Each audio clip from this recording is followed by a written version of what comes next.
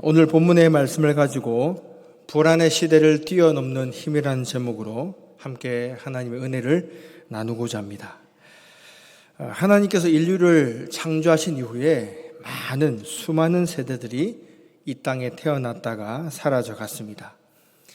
각각의 세대들은 자기 자신이 살아갔던 그 시대들을 이야기하면서 자신이 경험했던 그 시기가 그 어떤 사람들의 시간들보다도 가장 힘들고 또 험난한 시기를 겪었다는 그런 이야기들을 많이 하곤 합니다.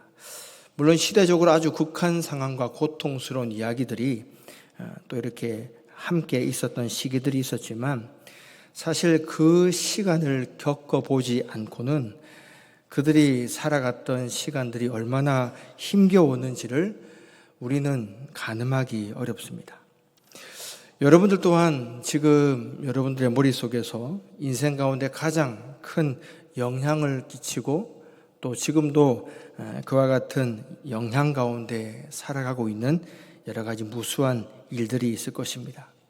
여러분들은 기억하고 있는 일들 중에서 좋은 일들이 더 많습니까? 아니면 그렇지 못한 일들이 더 많이 남아 있습니까? 우리가 어떤 것들을 생각하는 것은 사실 우리가 말하는 단어들과 참 많은 연관을 맺고 있습니다. 실제로 노인과 관계된 이야기들, 단어들을 이제 본 사람들이 그 단어를 보기 전과 본 이후에 걸음을 걷는 속도를 한번 측정해 보았다고 합니다. 노인에 관련된 단어들 보고 난 다음에 사람들이 걸음을 걸었던 그 속도는 무려 2초 정도 늦어졌다고 합니다. 반대로 이제 젊음에 관련된 단어들을 보고 난 이후에 동일한 실험을 했는데 이제 젊음과 관계된 말을 듣고 보고 난 이후에는 오히려 걸음을 걷는 속도가 2초 정도 빨라졌다고 합니다. 사실 걸음 걷는 속도가 2초 늦어지고 2초 빨라지는 것, 우리 눈에 그렇게 큰 변화처럼 보이지는 않을 것입니다. 그러나 만약에 우리가 인생의 아주 중요한 사건들을 경험하고 아주 중요한 선택을 해야 될 기로에 놓인다면은 그 선택들이 2초의 간격이 아니라 그것보다도 더 많은 격차를 벌어지게 만드는 선택으로 우리를 이끌 수도 있다는 것을 우리는 생각해 보아야 될 것입니다. 사람이 말을 하고 그리고 눈을 통해서 무엇을 보는가 이런 것들이 참 중요한데 이것들이 더욱더 중요한 이유는 이런 것들을 통해서 우리 사람들이 가지고 있는 감정들이 변화되기 때문입니다. 어떤 말을 듣고 어떤 것들을 보느냐에 따라서 나에게 주어지는 감각을 통해서 입력되는 것들이 어떤 것인가에 따라서 내가 느끼는 감정이 좋은 감정 또는 슬픈 감정 또는 부정적이거나 긍정적인 감정으로 변화될 수 있다는 것입니다. 오늘 본문을 통해서 우리 사람들이 가지고 있는 이 감정에 대한 부분들을 한번 살펴볼 것인데 크게 세 가지를 통해서 볼 때에 우리가 경험하는 이 감정의 문제를 하나님 앞에서 어떻게 해결하고 또 반응해 나가야 되는지를 깨닫는 지혜의 시간을 가지시기를 간절히 바랍니다. 첫 번째로 살펴볼 것은 이 시대를 사로잡는 어떤 분명한 힘이 존재한다는 것입니다. 어제 오후에 교회 사무실에 있는데 전화 한 통이 걸려왔습니다. 제가 이제 점심 식사를 하기 위해서 의자에서 막 일어나려는 찰나에 걸려온 전화였기 때문에 아주 간발의 차이로 그 전화를 제가 받지 못할 수도 있었던 그런 전화였습니다. 이제 전화를 받으니까 수화기 너머로 들려오는 음성은 꽤나 긴장되어 있는 젊은 남자 청년의 목소리였습니다. 저에게 대뜸 목사님이시냐고 저의 정체를 확인했습니다. 그리고는 자신은 어느 곳 어느 동네에 살고 있다고 거주지를 밝히고는 자신의 이름도 저한테 알려줬습니다. 그리고는 갑자기 저한테 기도를 부탁하는 것입니다. 이제 뭔가 기도를 해주기 위해서는 그래도 그 청년이 어떤 상황이 있는지를 좀 알아야 제가 기도를 해주겠다는 생각이 들어서 혹시나 몸이 불편하거나 또 어떤 일 때문에 힘겨운 일을 당하고 있는지를 제가 물어봤습니다. 그런데 이 청년이 다짜고짜 얘기를 하는 기도의 부탁 내용은 하나님께서 자신의 생명을, 수명을 연장시켜 주시도록 그 기도만 간절하게 해달라는 내용이었습니다. 너무나도 불안한 마음에 사로잡혀 있다고 얘기했고, 그 불안한 마음의 실체가 뭔지는 모르겠지만 이렇게 교회의 전화번호를 찾아내서 도움을 요청할 정도로 아주 긴박하게 그런 상황들이 느껴졌습니다. 그래서 그 청년을 위해서 기도하고 정말로 하나님께서 그 청년의 생명을 지켜주시고 또 두려워하는 마음이 아니라 하나님께서 지켜주시고 보호해주시는 마음을 달라고, 평안의 마음을 달라고 기도를 했습니다. 그렇게 기도를 하고 난 이후에 그 청년의 목소리가 전혀 톤이 달라지는 겁니다. 아주 밝고 활기차게 그렇게 감사하다는 이야기를 하면서 그렇게 전화를 끊었습니다. 아주 짧은 시간이었지만 많은 것들을 생각하게 하는 한 통의 전화였습니다. 우리 인간이 가지고 있는 감정 중에서 최근에 가장 극대화되고 있는, 그리고 가장 적나라하게 확인되고 있는 감정이 있다면 바로 두려움이라고 하는 감정일 것입니다. 특별히 우리는 코로나라고 하는 질병을 겪게 되면서 질병을 통해서 사람이 얼마나 많은 두려움 가운데 노출될 수 있고 그 두려움 때문에 삶 가운데 무기력해질 수 있는가를 우리는 충분히 경험할 수가 있었습니다.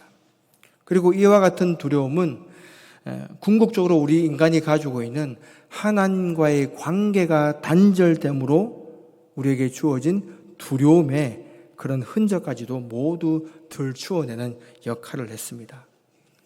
우리가 가지고 있는 두려움, 이 두려움이라고 하는 감정이 아주 오랜 시간 동안 장기적으로 지속될 경우에는 우리는 이 장기적인 두려움을 불안이라는 단어로 표현을 할 수가 있습니다. 그리고 이 두려움이 아주 짧은 시간, 단기적인 두려움으로 우리에게 다가올 때는 우리는 이것을 공포라는 말로도 표현할 수가 있습니다. 하지만 이 두려움이 아주 짧은 시간에 매우 극단적인 환경 가운데 우리에게 나타나게 될 때는 우리는 공황장애라고도 이야기를 할 수 있을 것입니다. 인류가 가지고 있는 모든 불편한 감정들, 이 모든 것들이 결국은 두려움이라고 하는 이 세 글자에 모두 포함이 되는 감정들이라는 것입니다. 저와 여러분들은 어떤 것들을 통해서 두려움을 느끼고 계십니까?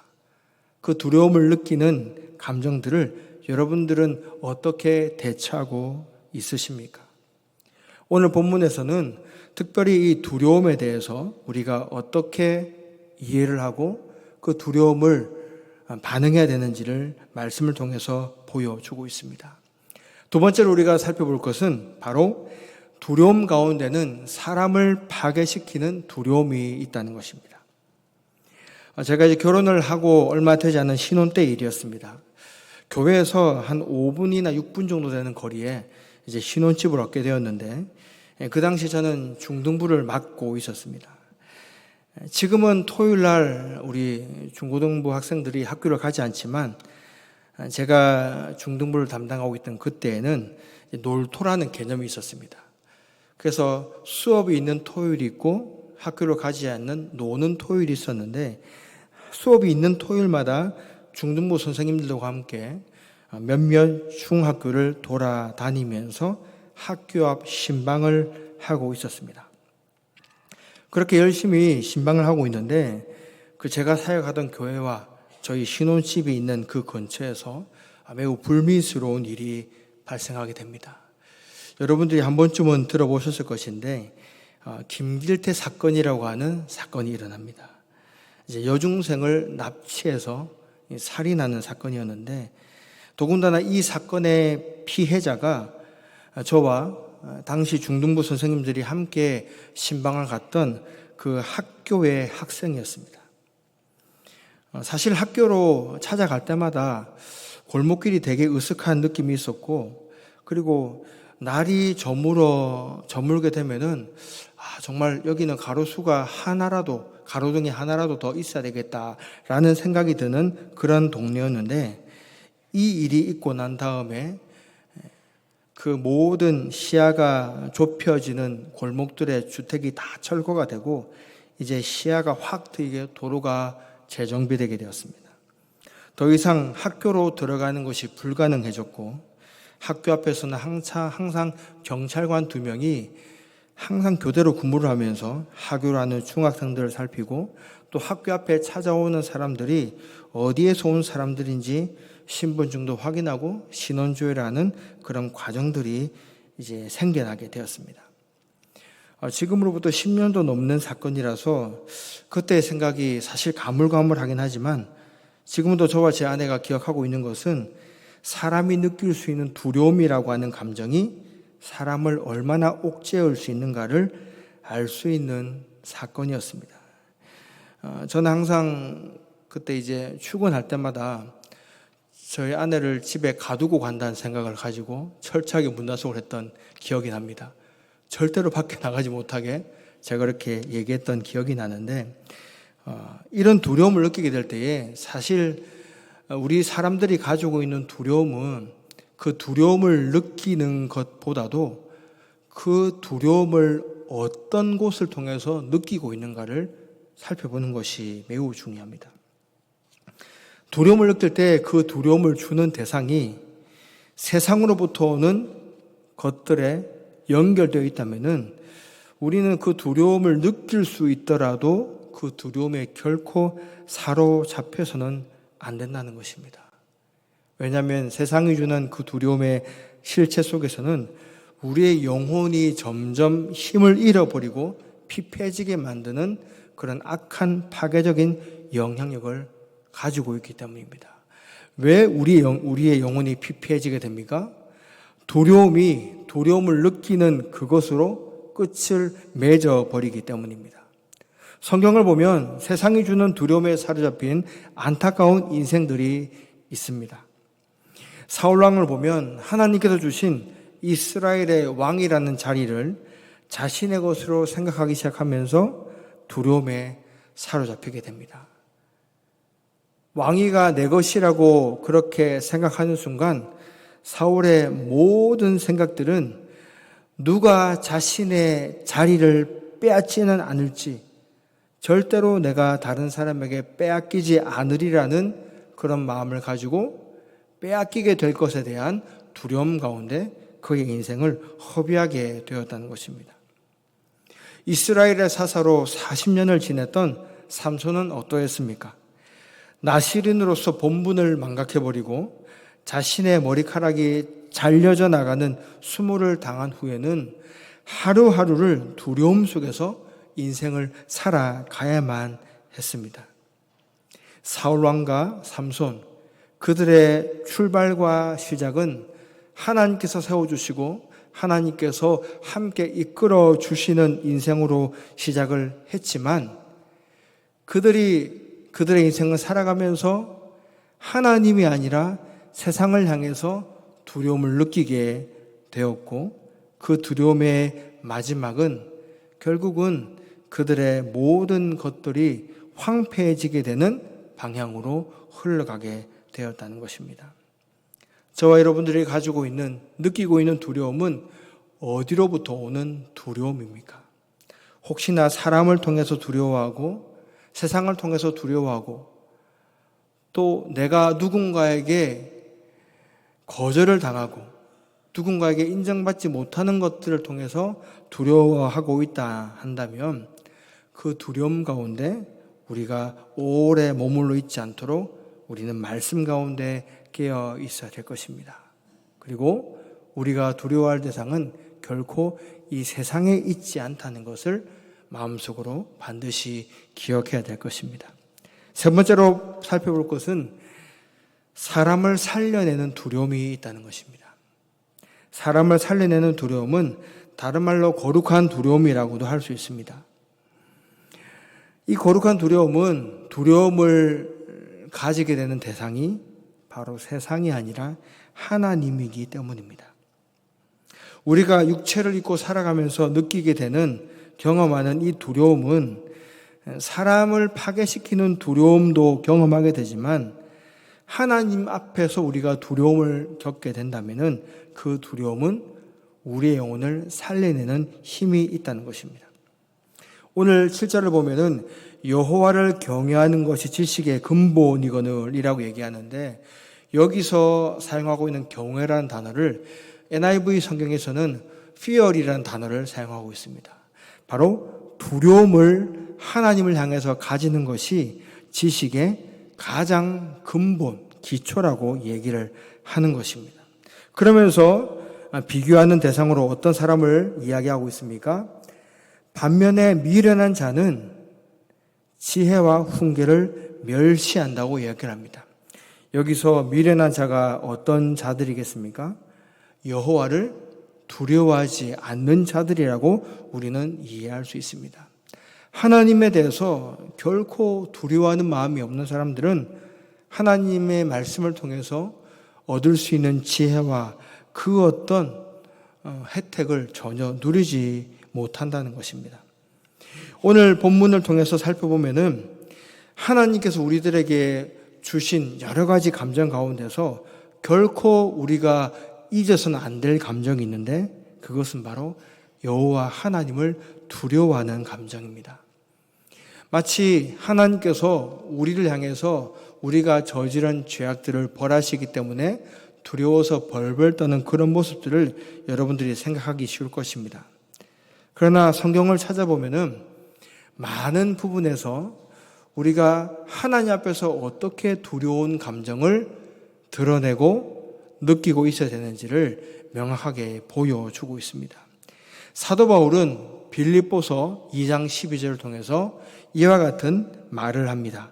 두렵고 떨림으로 너희 구원을 이루라. 여기서 이 두렵고 떨림이 어떤 마음이겠습니까? 우리가 예수님을 통해서, 예수님을 믿는 믿음을 통해서 구원을 받게 되었지만 그 구원받은 그것으로 우리가 안일하게 있어서는 안 되고, 항상 내가 조금이라도 하나님의 구원, 하나님께서 내 영혼을 구원해 주신 그 은혜 가운데 조금이라도 내가 떨어지는 일이 있지 않도록 항상 말씀 가운데 깨어서 두려운 마음과 떨리는 마음으로 하나님 앞에 서 있어야 된다는 것을 이 사도 바울이 이야기를 하고 있는 것입니다. 또한 고린도서 7장 2절에서는 이렇게 얘기합니다. 사랑하는 자들아, 이 약속을 가진 우리는 하나님을 두려워하는 가운데서 거룩함을 온전히 이루어 육과 영의 온갖 더러운 것에서 자신을 깨끗하게 하자. 우리는 하나님 앞에서 이 두려운 감정을 가지고 거룩하신 하나님을 생각하지 않는다면은 우리의 육체와 영혼이 항상 더러움 가운데 그렇게 변질될 수 있는 존재라는 것을 사도 바울은 분명하게 기억하고 있었다는 것입니다. 또한 히브리서 기자도 이와 같이 이야기를 합니다. 히브리서 12장 28절을 보면은 은혜를 받자 이로 말미암아 경건함과 두려움으로 하나님을 기쁘시게 섬길지니. 하나님을 기쁜 마음으로 섬기기 위해서는 하나님을 경건한 마음과 함께 두려움으로 함께 대해야 된다는 것입니다. 사도 베드로는 이와 같이 얘기합니다. 베드로전서 1장 17절에 각 사람의 행위대로 심판하시는 이를 너희가 아버지라 부른즉 너희가 나그네로 있을 때를 두려움으로 지내라. 여기서 말하는 두려움은 바로 우리의 영혼을 깨어있게 만들고 살아나게 만드는 거룩한 두려움이라는 것입니다. 예수님께서는 또한 우리에게 두려움에 대해서 이와 같이 말씀하셨습니다. 마태복음 10장 28절을 보면은 몸은 죽여도 영혼은 능히 죽이지 못하는 자들을 두려워하지 말고 오직 몸과 영혼을 능히 지옥에 멸하실 수 있는 이를 두려워하라. 우리가 누구를 통해서 두려움의 감정을 담고 있어야 되겠습니까? 세상을 향한 두려움의 마음들은 하나님을 철저하게 잊어버리게 만들고 우리가 너무나도 두려움의 노예가 되게 만드는 악한 영향들을 우리에게 부어주게 됩니다. 하지만 사람을 살려내는 두려움은 하나님을 통해서 얻게 되는 두려움이기 때문에 우리가 이와 같은 연약한 감정을 통해서도 하나님께서 내 인생 가운데 얼마나 중요한 존재인지를 깨달아 알게 된다는 것입니다. 혹 우리가 이 두려움과 관계돼서 착각하기 쉬운 성경 구절이 있습니다. 바로 디모데후서 1장 7절의 말씀인데, 하나님이 우리에게 주신 것은 두려워하는 마음이 아니요 오직 능력과 사랑과 절제하는 마음이니. 여러분들, 여기서 하나님이 우리에게 주신 것이 두려워하는 마음이 아니라고 했는데, 여기서 말하는 두려워하는 마음은 어떤 것을 보고 느끼는 마음이겠습니까? 하나님이 아닌 세상을 통해서 우리가 경험하게 되는 두려움이란 것입니다. 내가 누군가에게서 소외될 것 같고, 내가 실패할 것 같고, 내가 여기서 성공하지 못할 것 같고, 내가 더 이상 내 인생에 그 어떤 희망도 보이지 않는 것 같은 두려워하는 마음. 이 두려워하는 마음은 우리의 감정이 죄악 때문에 심히 변질되었기 때문에 느낄 수밖에 없는 마음들이라는 것입니다. 하나님은 철저하게 보지 못하게 만드는 이 마음이 있기 때문에 하나님을 향하여서 내가 내 인생에 도움을 청할 수 있는 생각조차도 모두 빼앗아 버린, 뺏겨진 마음, 그런 마음은 세상이 우리에게 주는 두려움 마음이라는 것이죠. 그러나 하나님께서 우리에게 주시는 마음은 어떤 마음이라고요? 두려운 마음. 이것이 아니고 하나님께 우리의 두려움의 감정들을 모두 내어놓게 될 때에 그 감정을 통해서 우리에게 능력을 주시고, 하나님을 사랑할 수 있는 능력과 다른 사람들을 사랑할 수 있는 능력도 주시고, 또 내가 가지고 있는 욕심대로 무엇인가를 행하고 또 거기에 대한 결과까지 누리고자 하는 그 모든 마음들 가운데서 능히 믿음으로 절제할 수 있는 마음까지 허락해 주신다는 것입니다. 이 세상은 사람이 가지고 있는 감정의 많은 부분들을 호소하고 있습니다. 감정의 문을 두드리고 감정을 건드려서 그 사람의 눈물을 쏟아내게 만들고 그 사람에게 무엇인가 공감의 능력을 일으키려고 많은 시도를 합니다. 하지만 세상이 주는 그와 같은 시도들은 잠시 잠깐 우리가 마음 가운데 위로를 얻을 수 있을지는 모르지만 우리의 영적인 얽매여 있는 문제들을 해결하는 진정한 도구는 될 수 없다는 것입니다. 여러분들이 지금까지 경험해온 모든 두려움의 실체가 하나님으로부터 온 것이 아니라면 그것을 과감하게 끊어내는 용기와 결단을 하시기 바랍니다. 하나님께서는 우리가 가지고 있는 두려움의 감정조차도 하나님과 연결되게 될 때에 그 두려움의 감정도 생명으로 이어지는 역사를 지금도 우리에게 보여주시고 있습니다. 우리가 가지고 있는 부정적인 생각도, 우리가 가지고 있는 인간의 모든 한계 또한 여호와 하나님과 연결되는 은혜를 경험하게 될 때에 우리의 생명이 하나님의 말씀으로 살아나고 회복되는 놀라운 은혜를 경험하게 될 줄 믿습니다. 한번 기도하겠습니다. 사랑의 하나님, 오늘